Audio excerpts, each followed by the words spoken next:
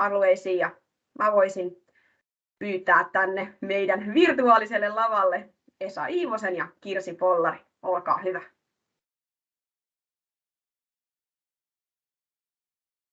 Kiitos Laura.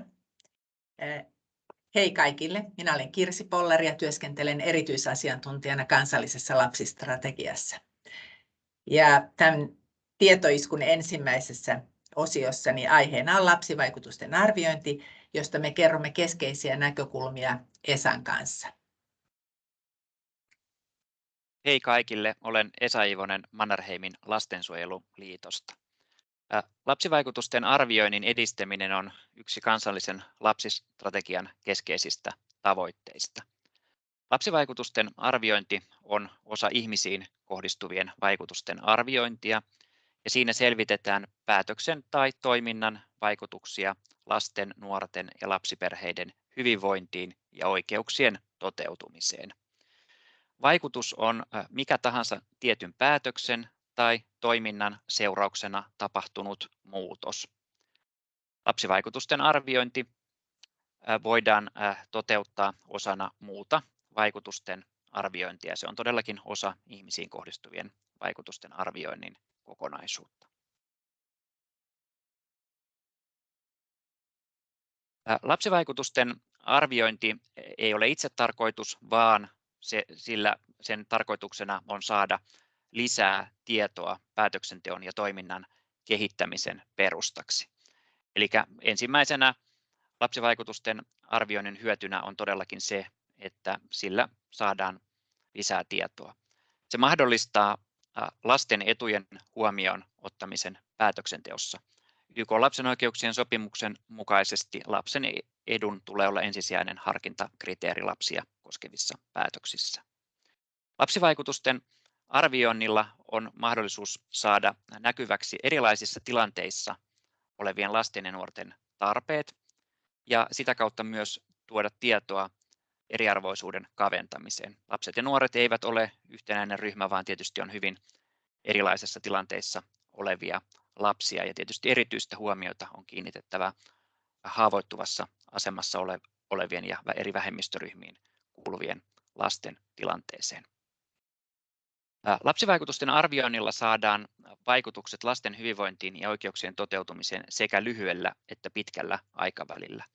Siitä on hyötyä myös muuhun vaikutusten arviointiin, kuten taloudellisten vaikutusten arviointiin.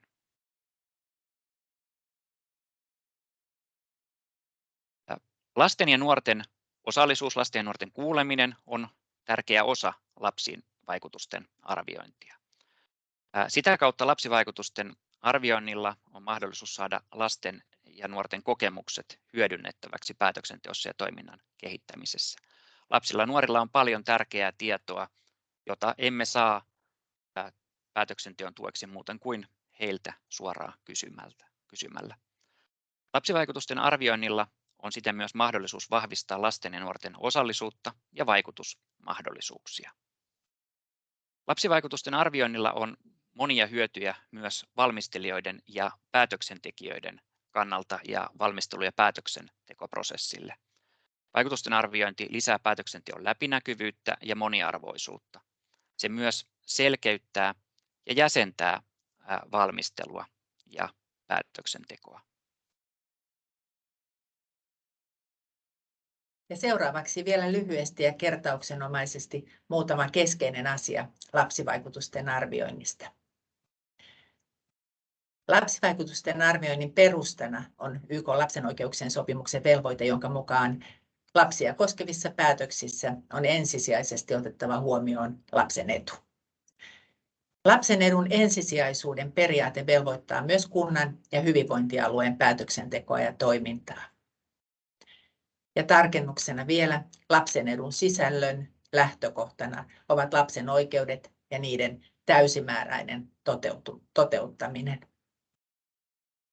Ennakkoarvioinnissa valmisteilla olevan päätöksen vaikutuksia arvioidaan ennen päätöksen tekemistä. Se on siis arviointia, joka tapahtuu suunnittelu- ja valmisteluvaiheessa. Ja kuten Esa aiemmin kuvasi, niin ennakkoarviointi on tärkeä osa hyvää hallintoa ja päätöksentekoa. Voi vaihtaa seuraavan.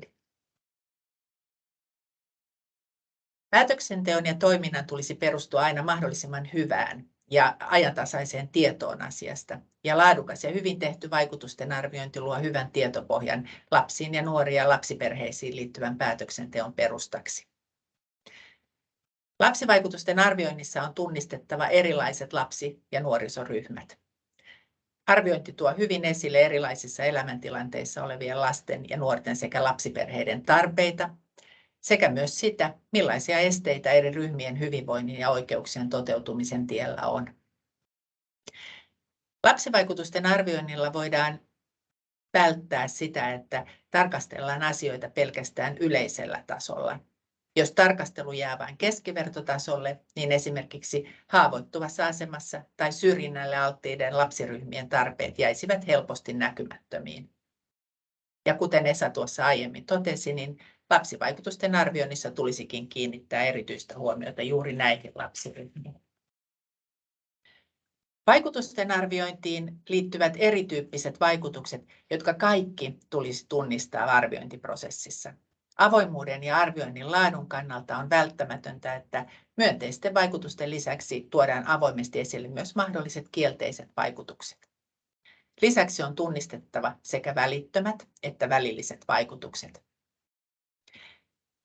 Ja tärkeää on vielä se, että lapsivaikutusten arviointi mahdollistaa tarkastelua paitsi lyhyellä, niin myös pitkällä aikajänteellä. Lapsivaikutusten arviointi myös tuo esiin lasten ja nuorten näkemykset ja kokemukset. Ja siten heidän tuottamansa tietoa voidaan hyödyntää päätöksenteossa. Ja tästä kuulemme tarkemmin tämän tietoiskun seuraavassa esityksessä. Vaikutusten arvioinnin kokonaisuus muodostuu eri vaiheissa tehdyistä arvioinneista. Ennakkoarvioinnin lisäksi tulee huolehtia myös seuranta-arvioinnista, jossa selvitetään millaisia vaikutuksia tehdyllä päätöksellä tai toiminnalla on ollut. Ja voidaankin todeta, että vaikutusten arviointi ei ole pistemäinen tapahtuma, vaan sitä tulisi tarkastella ja toteuttaa prosessina, jossa kaikki prosessin eri vaiheet, niissä kerätään tietoa ja sitä täydennetään tarvittavilta osin ihan koko prosessin ajan. Ja vielä viimeisellä dialla. Kiitos. Niin on lopuksi vielä linkit muutamaan kansallisen lapsistrategian ohjeistukseen ja webinaariin, joista saa tietoa ja tukea kunnan ja hyvinvointialueen lapsivaikutusten arviointiin. Ja seuraavana siirrän puheenvuoron Lauralle.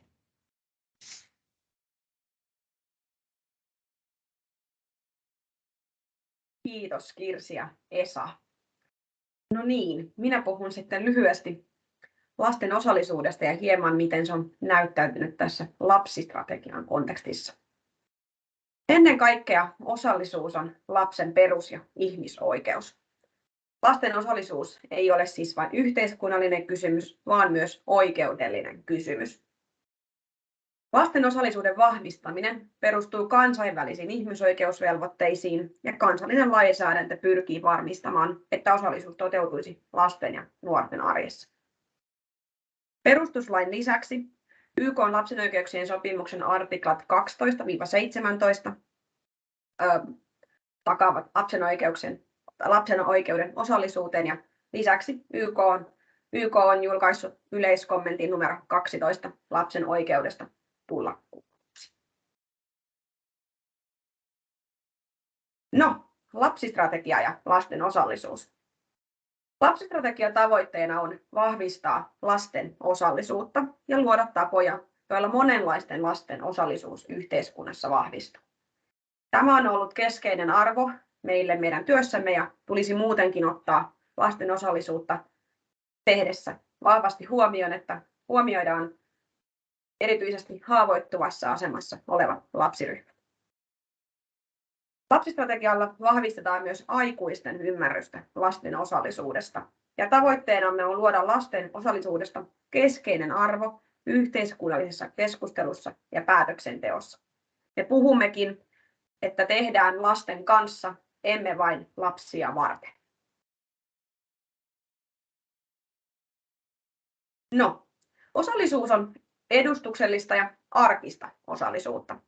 Osallisuus kattaa koko elämän aina näistä arkisista yhteisöistä myös yhteiskunnalliseen päätöksentekoon saakka. Edustuksellisia rakenteita ovat esimerkiksi koulujen oppilaskunnat ja nuorisovaltuustot, joita on juuri kunnissa. Mutta myös on tärkeää huomioida, että lapsilla ei ole täysiä kansalaisoikeuksia, esimerkiksi oikeutta äänestää, jonka takia meidän tuleekin luoda mahdollisuuksia vahvistaa lasten osallisuutta muilla tarkoituksenmukaisilla keinoilla. Osallisuuden rakenteita ei ole tarpeen luoda vain rakenteiden vuoksi, vaan tavoitteena tulee olla tarkoituksenmukaisen osallisuuden vahvistaminen. Lapsistrategia on toteuttanut useita osallisuuspilotteja ja niillä haluammekin näyttää sen, että lasten osallisuutta on mahdollisuus toteuttaa monenlaisesti erilaisissa tilanteissa ihan lainvalmisteluun asti. Lapsistrategialla osallistimme strategian suunnittelussa ja toimeenpanosuunnitelman valmistelussa sähköisellä kyselyllä ja työpajoilla. Lisäksi lapsistrategia on toteuttanut useita lasten kuulemisen pilotteja lainvalmistelussa, muun muassa viime keväänä 2022. Tämänhetkisessä toimeenpanosuunnitelmassa on myös useita lasten osallisuutta vahvistavia toimenpiteitä. Tuossa alla 3 niistä mainittu.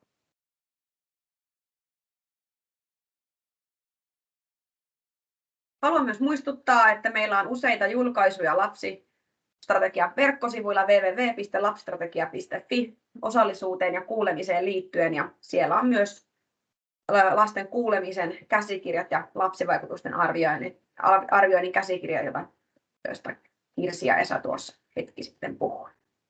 Mutta nyt siirrän puheenvuoron seuraavaksi Johannalle. Ole hyvä. Kiitos Laura.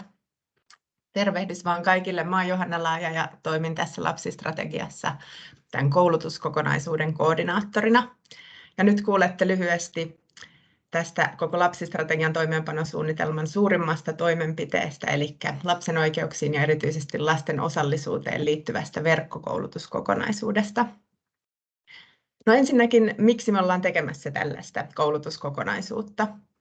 Eli lapsen oikeuksien sopimus sisältää tämän tiedotusvelvollisuuden, että sopimus tulee saattaa niin aikuisten kuin lastenkin tietoon.